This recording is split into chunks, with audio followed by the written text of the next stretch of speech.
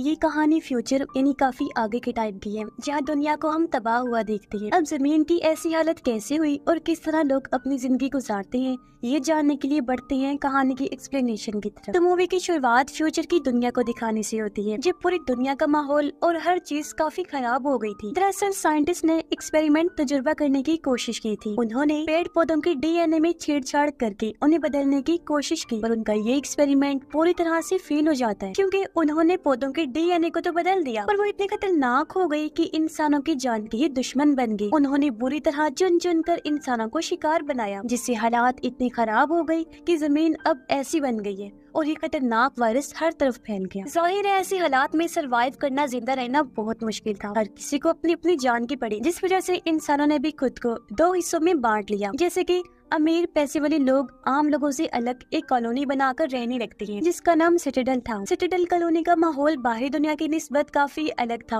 वो रहने लायक था और वहाँ किसी चीज की तंगी नहीं। वहाँ की जमीनें भी काफी अच्छी थी। साथ ही सिटाडेल के लोगों ने अपने बीजों को ऐसे बदल दिया था कि वो कुछ भी उगा सकते थे। मगर सिटाडेल के लोग बाहर के लोगों को बीज तभी दिया करते थे जब उन्हें उनके खून या ऑर्गन, जिसमें किसी हिस्से की जरूरत होती, खून और ऑर्गन के बदले बाहर वाले बेचारे लोगों को बीज हासिल करने पड़ते थे। मगर उन बीजों को भी सिटाडेल वालों ने इस तरह लॉक किया था कि बाहर के लोगों को बस एक ही तरह की फसल मिल सकती थी, और कुछ बीजों को तो अनलॉक करने के लिए कोड की जरूरत पड़ती थी, जिससे हम अंदाजा लगा लेते हैं कि ऐसे में बाहर के लोगों के लिए सरवाइव करना बहुत ही मुश्किल था। इसके बाद हम कहानी की मेन कैरेक्टर एक लड़की को देखते हैं, जिसका नाम वेस्पर था, जिसके नाम पर ये मूवी बनी है। वेस्पर बाहरी दुनिया में अपने पैरालाइज्ड डैड के साथ रहती थी। उसके डैड चल फिर नहीं सकते थे, उनकी हालत भी बहुत खराब थी। अब उसके डैड पहले सिटाडेल वालों के लिए ही काम करती थी और वही रहा करती थी, पर धीरे धीरे जब उसकी डैड पैरालाइज हुई तो सिटाडेल वालों ने उन्हें बाहर निकाल दिया। मदद के तौर पर उन्हें बस एक ड्रोन जैसा दिखने वाला रोबोट दिया, ताकि इसके जरिए वो किसी से मदद मांगने के लिए राब्ता कर सके। अब इस ड्रोन रोबोट में वेस्पर के डैड के दिमाग का कुछ हिस्सा डाल दिया गया था और उनका बाकी सारा जिस्म तो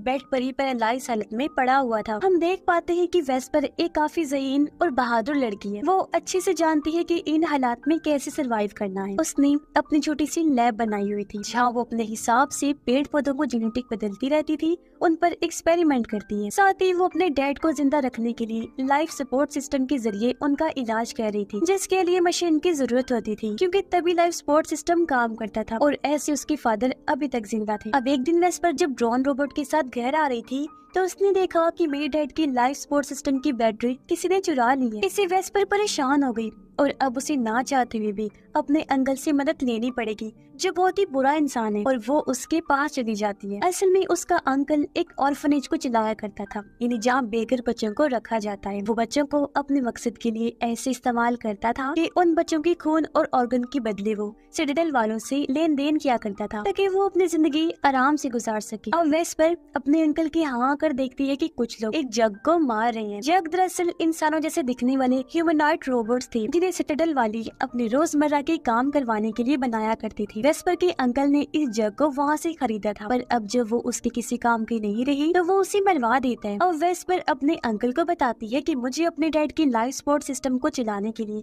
बैटरी चाहिए, जिसके लिए वो अपना खून देने को भी तैयार हो जाती है। अब उसका अंकल खून तो ले लेता है, लेकिन बैटरी लेने के लिए उसे 2 दिन के बाद आने का टाइम देता है। वेस्पर कहती है कि 2 दिन तो बहुत ज्यादा होंगे, मेरे डैड नहीं रुक सकते। पर जब अंकल नहीं सुनता तो वो जबरदस्ती बैटरी चुरा कर भागने की कोशिश करती है, पर बेचारी ऐसा कर नहीं पाती और अंकल उसे पकड़ लेता है। वो फिर वेस्पर को वहाँ से बाहर निकाल देता है। अब थोड़ी देर बाद वेस्पर चुपके से अंदर घुस जाती है। उसे ऐसा करते हुए एक बच्चे ने देख लिया था, पर वो किसी को भी कुछ नहीं बताता। अब सबसे पहले वेस्पर यहाँ से बैटरीज चुराती है, जिसके बाद कई सारे बीज भी ले लेती है, जो उसके अंकल ने सिटाडेल वालों से ये लिए थे। जिसके बाद वो सीधा अपने घर भाग जाती है। अब ऐसे ही कुछ दिन के बाद वेस्पर देखती है कि सिटाडेल वालों के हाथ से एक प्लेन उड़कर बाहर आया है, लेकिन वो कुछ दूरी के फासले पर ही तबाह हो जाता है। इसलिए वेस्पर फौरन उस तरफ भागती है, जहाँ उसे प्लेन के पास जख्मी हालत में एक औरत मिलती है, जिसका नाम कैमिला था। वो बेहोशी की हालत में थी। वेस्पर जल्दी से उसे सहारा देकर उठाती है और अपने साथ अपने घर ले आती है। वो कैमिला का इलाज करती है, उसकी मरहम पट्टी करती है, जिस वजह से कैमिला की तबीयत में सुधार आया और वो कल को ठीक से उठकर खड़ी हो जाती है। वो वेस्पर से कहती है कि मेरे साथ मेरे डैड, तुम जाकर उन्हें भी ढूंढो, क्योंकि हम सिटाडेल के रहने वाले हैं।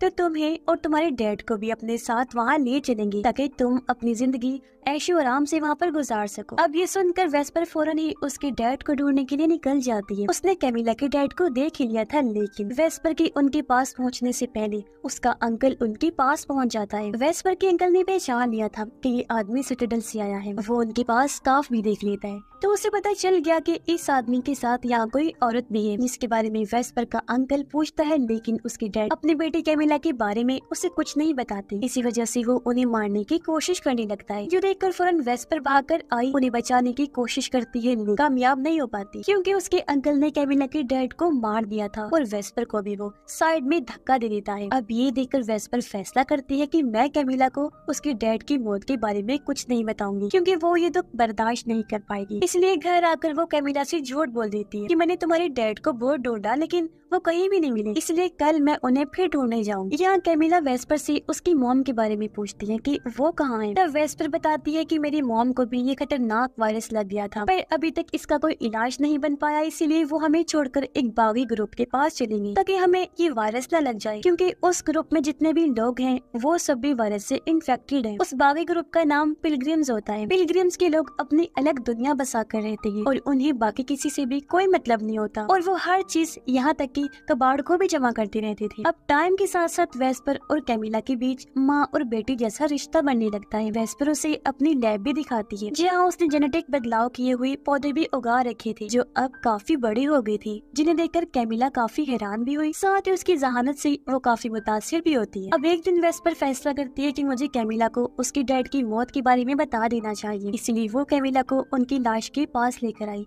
जिन्हें मरा हुआ देखकर वो काफी टूट गई, फूट फूट कर रोने लगती है। तब वेस्पर बड़ी मुश्किल से उसे संभालती है। जिस दौरान वो कैमिला की गर्दन पर एक अजीब सा निशान देखती है। वेस्पर इस बारे में जब उसे पूछती है तो कैमिला ये राज खोलती है कि मैं असल में एक जग हूँ जिसे सिटाडेल में बनाया गया था और जिस आदमी ने मुझे बनाया था मैं उसे अपना फादर कहा करती थी, इसलिए उनकी मौत से मुझे इतना दुख पहुंचा। अब कैमिला बाकी जग की निस्बत काफी होशियार और एक्टिव जग थी, साथ ही उसके अंदर इंसानों जैसे इमोशंस जज्बात भी थे, इसलिए सिटाडेल वाले उसे मारना चाहते थे। उसे बचाने के लिए उस दिन कैमिला के डैड प्लेन के जरिए सिटाडेल से भाग रहे थे, लेकिन बीच रास्ते में उनका प्लेन तबाह हो गया, इस वजह से वो ज्यादा दूर तक नहीं जा पाए थे। कैमिला वेस्पर से कही थी कि मुझे एक और बात के लिए माफ करना, मैंने तुमसे झूठ बोला था कि हम तुम्हें और तुम्हारे डैड को सिटाडेल लेकर जाएंगे। अब जाहिर है हम वहाँ से भाग गए थे तो वापस जाने का तो सवाल ही पैदा नहीं होता था, मैं तो सिर्फ इसलिए कह रही थी ताकि तुम डैड को ढूंढ लो। ये सुनकर वेस्पर को काफी बुरा लगता है। वो कैमिला से नाराज होकर उस पर काफी गुस्सा करती है कि तुमने मेरा दिल तोड़ा है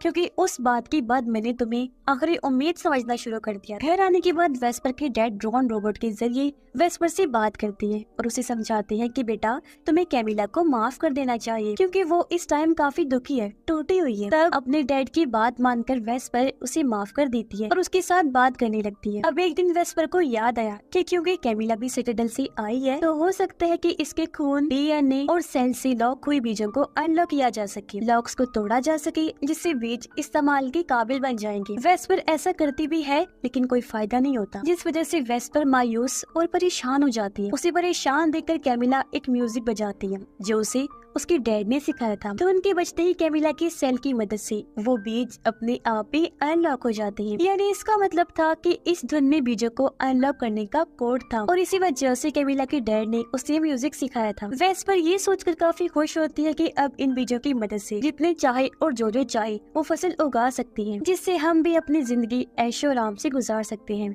सिटाडेल जैसी, और हमें वहाँ जाने की भी जरूरत नहीं पड़ेगी। अब एक दिन जब वेस्पर घर पर नहीं थी तो यहाँ उसका अंकल आ जाता है। वो जब कैमिला को यहाँ देखता है तो उसे अपने साथ ले जाने लगता है, पर जब उसकी नजर कैमिला की गर्दन पर बने निशान पर गई तो उसे ये जानने में देर नहीं लगती कि ये लड़की असल में एक जग है। लेकिन इससे पहले वो कैमिला के साथ कुछ करता यहाँ तभी वेस्पर भी आ जाती है और ये दोनों उसके अंकल पर हमला कर देती हैं और दोनों मिलकर उसे काबू कर लेती हैं। अब वेस्पर अपने अंकल को नहीं मारती, वो उसके सामने एक शर्त रख देती है कि अगर तुम सिटाडेल के लोगों को कैमिला के बारे में कुछ नहीं बताओगी तो मैं तुम्हें उन बीजों को अनलॉक करने का फॉर्मूला बताऊंगी, जिससे तुम और तुम्हारे ऑर्फनेज के बच्चे कभी भूखे नहीं मरेंगे। अब पहले तो उसका अंकल शर्त के लिए मान जाता है, लेकिन उसके अंदर जरा इनाम पाने की लालच आ गई थी, इसलिए वो घर वापस आकर सिटाडेल वालों से राब्ता करता है और उन्हें वहाँ कैमिला और बीजों के अनलॉक होने के बारे में बता देता है। इसलिए रात होते ही सिटाडेल के रेंजर्स अंकल के पास आए। वो सबसे पहले उसे मारते हैं, क्योंकि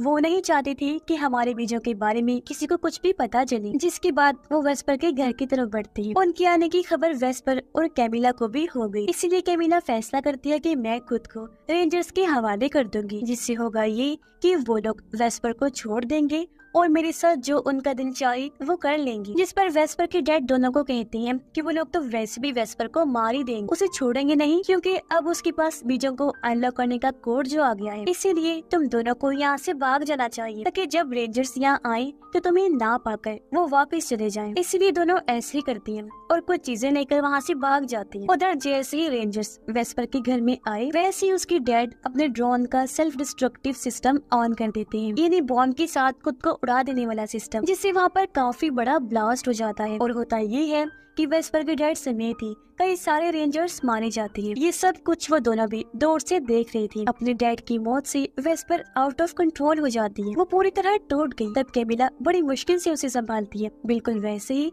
जैसे वेस्पर ने उसे संभाला था। लेकिन कुछ रेंजर्स जो बच गए थे इनका पीछा करने लगते, क्योंकि उन्होंने दोनों को देख लिया था, जिस वजह से उन्हें वहाँ से भागना पड़ता है। अब ये लोग जहरीले पौधों के बीच में आ गए थे। इनके पीछे रेंजर्स भी थे, और क्योंकि कैमिला को इन जहरीले पौधों के बारे में पता था, इसलिए वो दो रेंजर्स को यह फंसा कर मार देती है। जिसके बाद इन्हें दो और प्लेन्स के आने की आवाज सुनाई दी, यानी कि इतनी आसानी से वो कैमिला की जान छोड़ने वाली नहीं थी। ये बात कैमिला को भी पता चल चुकी थी, इसलिए वो फैसला करती है कि अब मैं खुद को रेंजर्स के हवाले कर दूंगी, ताकि वेस्पर उन बीजों के साथ आसानी से यहाँ से निकल सके। पर वेस्पर उसे ऐसा करने से रोक रही थी, लेकिन कैमिला ने तो फैसला कर लिया था जाने का। अब कैमिला के पास किसी को भी सुनाने की ताकत थी, जिस ताकत से वो वेस्पर को भी गहरी नींद में सुला देती है। और अगली सुबह जब वेस्पर की आँख खुली, वो देखती है कि कैमिला यहाँ पर नहीं है, जिसका मतलब साफ था कि वो रेंजर्स के साथ सिटाडेल वापस जा चुकी है। और वेस्पर भी अपने घर आती है, जहाँ सब कुछ तबाह बर्बाद हो चुका था। वो अपने घर की जमीन में कुछ बीज गाड़ देती है ताकि यहाँ फसल उग सके। तभी उसके पास कुछ बच्चे आ जाते हैं, जो दरअसल उसके अंकल के ऑर्फनेज के बच्चे थे। अब उन बच्चों को लेकर वेस्पर पिलग्रिम्स यानी बागी ग्रुप के पीछे जाती है, ताकि उन्हें कोई मदद मिल सके। जहाँ आकर वो देखती है कि पिलग्रिम्स ने कबाड़ इकट्ठा करके एक काफी बड़ी टावर जैसी बिल्डिंग बनाई हुई है, जिसके ऊपर वेस्पर चढ़ के उसके बिल्कुल ऊपर आ जाती है। और उसके पास जो बीज थे वो उन्हें हवा में फेंककर चारों तरफ फैला देती है, जिसका मतलब था कि आने वाले वक्त में यहाँ चारों तरफ इस तरह की फसलें उग जाएंगी जिसे इंसान खा सकते हैं, जिससे सब ठीक हो जाएगा और जिंदगी जीने के लायक बन जाएगी एक बार फिर से। और इसी उम्मीद के साथ ही ये फिल्म, ये कहानी भी इधर ही खत्म हो जाती है।